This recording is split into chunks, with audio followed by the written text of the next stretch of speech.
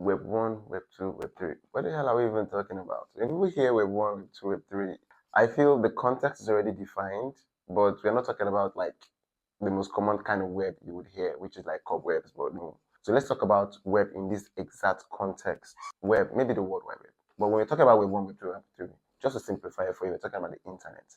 But seeing that we have Web1, Web2, and Web3, that means there's like a progression in what the internet is.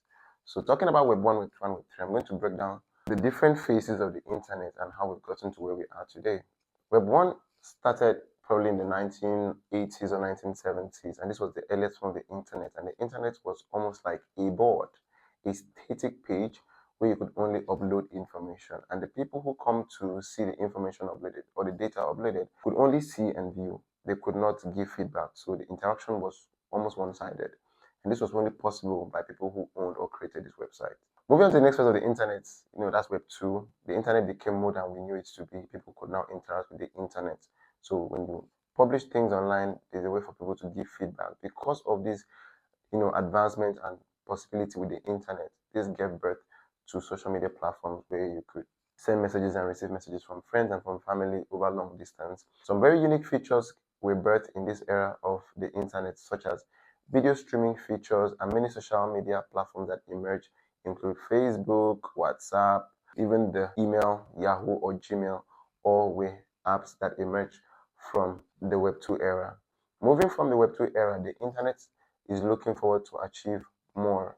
Now, the focus has shifted away from being able to scale the internet like we did in the Web2 era, but right now being able to make the internet more accessible with less control. Because with the era of Web2, there are many tech giants that have emerged, and these tech giants seem to possess so much control over their platforms and can restrict users' accessibility and usage of these platforms, which might not be the best thing for a solution or a technology that's supposed to be very mainstream.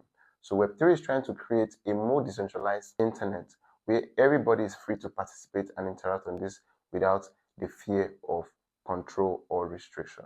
What we have as a pioneering term in Web3 is decentralization.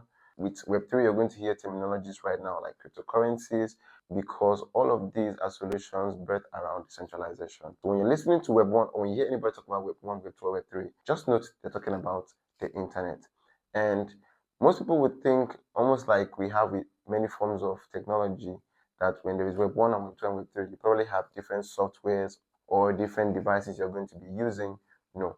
When it comes to the internet, Web1, Web2, and Web3, there is no interference between how the internet works. We're just able to achieve and accomplish more. So you may not notice any difference between your Web2 and your Web3, even though we are now in the Web3 era. But if you're to get a very simple explanation as to what Web3 is right now, Web3 is the internet that you know and you use today, just an improvement of that internet that you know and you're using today.